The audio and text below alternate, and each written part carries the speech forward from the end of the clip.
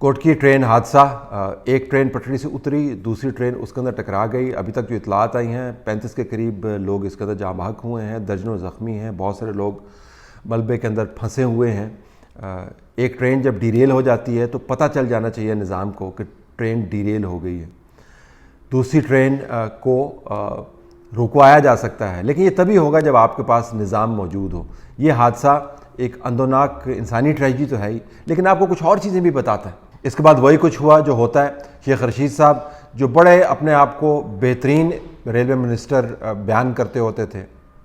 اور میڈیا ان کی تعریفیں کر کر کے اس کا منہ ٹیڑھا ہو جاتا تھا، دوبارہ سے ٹیلی ویژن پر تشریف لائے اور حادثے کی وجوہات میں جائے بغیر سب سے پہلے تو انہوں نے رینجز کی تعریف کی، پھر یہ بتایا کہ پاکستان میں ایک ہی ادارہ ہے جو ہر وقت کام کرتا ہے، پھر انہوں نے فوج کی تعریف کی، پھر یہ بھی بتایا کہ سیلاب ہو زلزلہ ہو فوج ہی وہاں پر پہنچتی ہے، اور نیشن کو انہوں نے یہ بتایا کہ سب سے پہلے یہ ادارے وہاں پر پہنچ گئے۔ اس کے بعد وزیر اعظم صاحب کی خبر چلی جس کے اندر انہوں نے بتایا کہ موجودہ ریلوے منسٹر جو ہیں جنہوں نے شیخ رشید سے بھی بڑے بڑے دعوے کیے تھے اور یورپ کی مثالیں دیتے تھے، امریکہ کی مثالیں دیتے تھے، اور لوگوں کو بتاتے کہ کس طرح غریب مزدوروں کو بتا رہے تھے کہ کس طرح ان کی وجہ سے ریلوے جو ہے خراب ہوا ہے، اور بتایا تھا کہ میں کس طرح 3 مہینے کے اندر ایسی ٹرینیں چلاؤں گا کہ ساری دنیا دنگ رہ جائے گی۔ یقیناً دنیا دنگ رہ گئی ہے جس قسم کے حادثے ہو رہے ہیں۔ ان کو حکم دیا گیا کہ آپ گھوٹکی تشریف لے جائیں۔ اب میں یہ سمجھنے سے قاصر ہوں کہ وزیر اعظم کو کیا وزیر ریلوے کو یہ بتانے کی ضرورت ہے کہ اس حادثے کے اوپر آپ کو گھوٹکی جانا چاہیے، یا وزیر ریلوے کے پاس کوئی ایسا اب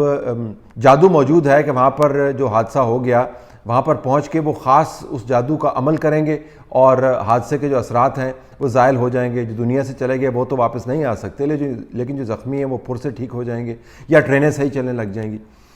آپ کو 3 سال سے یہ بتایا گیا ہے کہ پاکستان کے اندر ادارے تباہ ہو گئے ہیں، اور آج شیخ رشید صاحب فرما رہے ہیں کہ پاکستان کے اندر ایک ہی ادارہ ہے جو حادثے کے اوپر پہنچ کر اپنی کارکردگی دکھاتا ہے، اور شیخ رشید صاحب جیسے لوگ جو ہیں وہ سمجھتے ہیں کہ بہت بڑی ایک قوم کو فیور دی جا رہی ہے کہ حادثے کے اوپر وہ ادارے پہنچ گئے جن کا فرینکلی ان معاملات کے ساتھ تعلق ہونا نہیں چاہیے۔ اس کے اوپر تو پولیس کو پہنچنا چاہیے، ریلوے کے حکام کو پہنچنا چاہیے، انتظامیہ کو پہنچنا چاہیے، لیکن اگر یہ ادارے مدد کو پہنچتے ہیں تو یہ کریڈٹ شیخ رشید صاحب کا نہیں ہے۔ اور پھر آپ کو 3 سال میں یہ بتایا گیا تھا کہ ملک تباہ ہو گیا کیونکہ کرپٹ حکمران موجود تھے اور ادارے تباہ ہو گئے تھے، لہذا ملک نہیں چل سکتا۔ اب 3 سال گزارنے کے بعد جو پرانے ریلوے کے منسٹر ہیں موصوف، جو موجودہ انٹیریئر منسٹر ہیں، وہ آپ کو بتا رہے ہیں کہ ابھی بھی کوئی ادارہ کام نہیں کر رہا، صرف رینجر اور فوجی موجود ہے، اور پھر کسی قسم کی شرم اور حیا کے بغیر وہ دندناتے پھرتے ہیں اور اپنی غلطی تسلیم کرنے کو تیار نہیں ہوتے۔ آپ کو یاد ہوگا جب پرانے حادثے ہوتے تھے تو کہا جاتا تھا، کوریا کی مثال دی جاتی تھی، جاپان کی مثال دی جاتی تھی، مثالیں دینے کے ماہر ہیں دنیا بھر میں۔ جہاں پر بھی کوئی اچھا کام ہوتا ہے وہ اپنے ساتھ ملانے کے لیے مثالیں دیتے ہیں، جہاں پر بھی برا کام ہوتا ہے وہ دوسروں کا سر نیچا کرنے کے لیے ان کی مثالیں دیتے ہیں۔ تو مثالیں دی جاتی تھی کہ دیکھیں جی ساؤتھ کوریا کے اندر کیا ہوا، جاپان کے اندر کیا ہوا، وہ جی ریلوے کا حادثہ ہوا، وہ بولٹ الٹی ہوئی تو پرائم منسٹر نے استعفیٰ دے دیا، ٹرین الٹی ہوئی تو وزیر نے استعفیٰ دے دیا۔ اب پرانے وزیر جو ہیں وہ آ کر اپنی کارکردگی کے بارے میں نہیں بتاتے۔ یہ رپورٹس بھی آپ نے دیکھی ہوں گی، یہ ڈپارٹمنٹ ریلوے جو پاکستان کے عوام کا اور غریبوں کا سب سے بڑا سہارا ہے آمد و رفت کے لیے، یہ پچھلے سالوں میں کس قسم کے خساروں میں مبتلا رہا، کس قسم کی اس کی ابتری آئی، یہ تمام ریکارڈ پہ موجود ہے، اور حکومت کے اپنے اعداد و شمار ہیں۔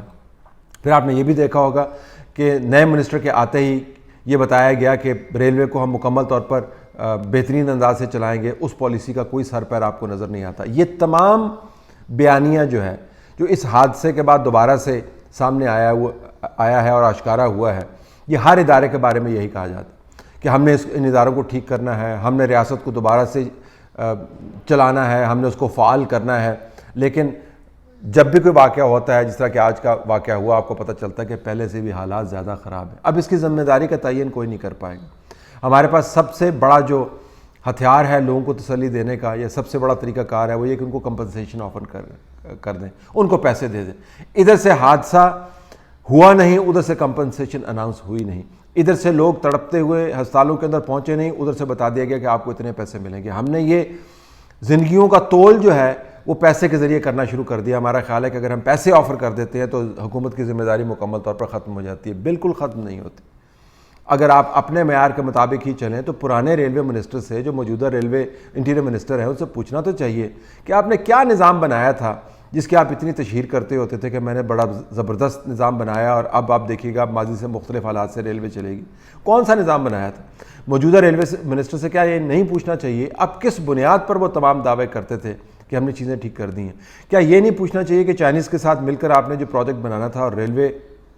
کی آپ نے حالت بدلنی تھی، اس پروجیکٹ کے اندر کیوں اتنی تاخیر آئی ہے؟ کیوں معاملات جو ہیں وہ کھٹائی میں پڑے ہوئے ہیں؟ یہ کوئی نہیں پوچھے گا، کیونکہ جب آپ یہ پوچھیں گے تو پھر سوال یہ اٹھے گا کہ آپ کس قسم کے کپتان ہیں اور کیسی ٹیم چلا رہے ہیں، کس قسم کے آپ کے منسٹرز ہیں کہ ایک منسٹر ایک منسٹری چھوڑ کے دوسری منسٹری میں جاتا ہے اور اس منسٹری کے بارے میں